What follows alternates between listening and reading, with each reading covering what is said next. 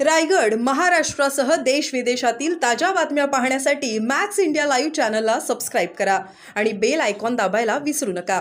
Indian एक्सप्रेसला एक बातमी आली, ते पोलीस अधिकाऱ्याने असं म्हटलंय की रोहित आर्याला दीपक केसरकर वाचू शकले असते, परंतु त्यांचा फोन गेल्यानंतर तुम्ही त्याच्याशी बोलण्यास नकार दिलाय। नेमकं काय तथ्य आहे? वाचू शकले असते असं जर त्यांनी म्हटलं तर मग ते खरं तर चुकीचं आहे, कारण कोणाचं एन्काउंटर होणार हे काय कोणाला माहिती नव्हतं।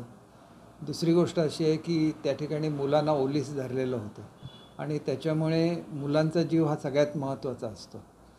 त्याला ठोस आश्वासन पाहिजे होतं। हे ठोस आश्वासन मी देऊ शकत नाही, कारण मी मंत्री नाही। त्यांनी मंत्र्यांशी संपर्क साधला असता आणि ते मंत्री उपलब्ध नाही म्हणून मला पुन्हा फोन केला असता आणि विनंती केली असती तर मी अवश्य हे केलं असतं। याच्या मागचं आपण एक लक्षात घेतलं पाहिजे की शेवटी ज्या विभागाचं आश्वासन पाहिजे असतं तर त्या विभागाचे मंत्रीच ते आश्वासन देऊ शकतात, इतर कोणी ते देऊ शकत नाही। सध्या काही मी मंत्री नाही आणि त्यांनी मंत्र्यांशी संपर्क साधण्याचा प्रयत्न केला असता आणि झाला नसता आणि त्यांनी अशी विनंती केली असती की झालेलं नाही, त्याच्यामुळे आपण हे करा। मी सांगितल्यानंतर त्यांनी होय म्हणून सांगितलं, त्याच्यामुळे हा प्रश्न उद्भवलाच नाही। त्यांनी असं म्हटलं आणि तुम्हाला फोन केल्यानंतर तुम्ही असंही म्हटलंय की मी आता मंत्री नाही, अधिकाऱ्यांशी संपर्क साधा, असं त्याने म्हटलं आहे वृत्तात। हे बघा, एक गोष्ट अशी आहे की अधिकाऱ्यांशी किंवा मंत्र्यांशी कोणाशी संपर्क साधायचा हा पोलीस डिपार्टमेंटचा प्रश्न आहे। तिथं मुलं शेवटी ओलीस धरलेली होती। एक म्हणजे मुलं ओलीस धरणं हे मला स्वतःला अजिबात मान्य नाही की हे अतिशय चुकीची पद्धत आहे। आणि दुसरं म्हणजे त्याला ठोस आश्वासन पाहिजे होतं, ते मी मंत्री म्हणून देऊ शकत नव्हतो। याच्या व्यतिरिक्त जर मला आग्रह केला असता तर मग निश्चितपणे त्याचा विचार करता आला असता की अशा काय ते आश्वासनाची आवश्यकता नाही, आपण नुसतंच बोला म्हणून, तर बोलायला माझी काहीच हरकत नव्हती। परंतु त्यांनी ज्या गोष्टीसाठी मुलांना ओलीस धरलेलं होतं त्या केसमध्ये ठोस आश्वासन देण्याचे अधिकार हे एकतर मंत्री किंवा संबंधित खात्याच्या अधिकाऱ्यांनाच असू शकतं, ते अधिकार मला नाही आहेत। भाई, तुम्हाला जेव्हा त्यांचा फोन आला पोलिसांचा तेव्हा तुम्ही नेमकं काय प्रत्युत्तर दिलेलं होतं त्या फोनवरून? नाही, पहिल्यांदा तर मी त्यांना बोलतो म्हणूनच सांगितलं होतं, परंतु ज्यावेळेला मुलं ओलीस धरलेली आहेत आणि त्या ठिकाणी ज्वलनशील पदार्थ आहेत हे समजल्यानंतर त्या ठिकाणी ठोस आश्वासन मिळालं नसतं आणि त्यांनी जर मुलांना काही केलं असतं तर मग ते चुकीचं झालं असतं अत्यंत। आणि त्याच्यामुळे हे जे निर्णय असतात हे निर्णय त्या परिस्थितीनुसारच घ्यायला लागतात। त्याच्यामुळे मी त्यांना सांगितलेलं होतं की आश्वासन देण्याची माझी कॅपॅसिटी नाही, कारण मी आता मंत्री नाही, हे मी त्यांना सांगितलं। त्यामुळे त्यांनी मला त्यावेळेला जे उत्तर दिलं होतं त्याप्रमाणे आम्ही त्यांच्याशी संपर्क साधण्याचा प्रयत्न करतो असंच उत्तर दिलेलं आहे।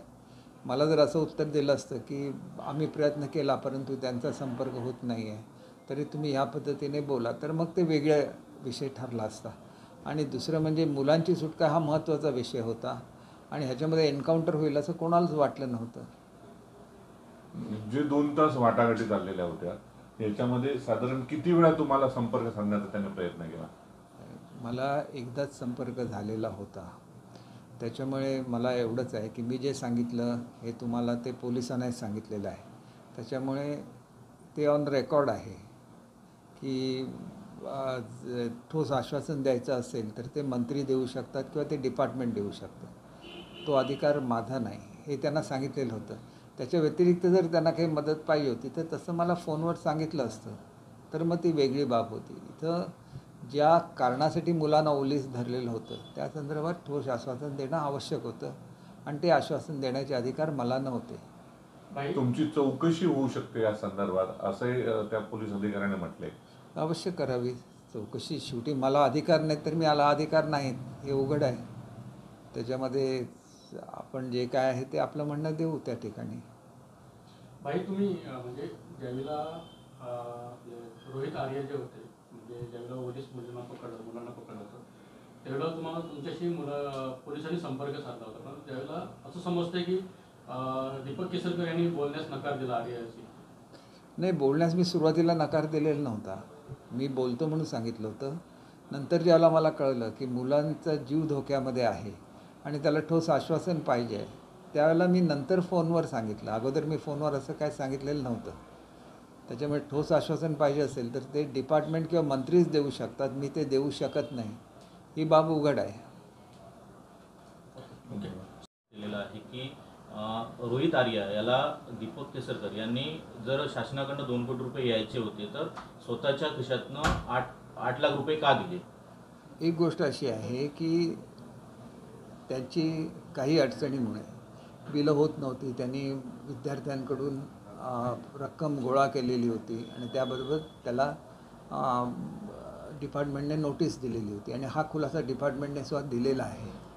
अशा वेळेला एखाद्या NGO अडचणीमध्ये येऊ नये म्हणून त्याला मदत केली तर तो काही गुन्हा होत नाही.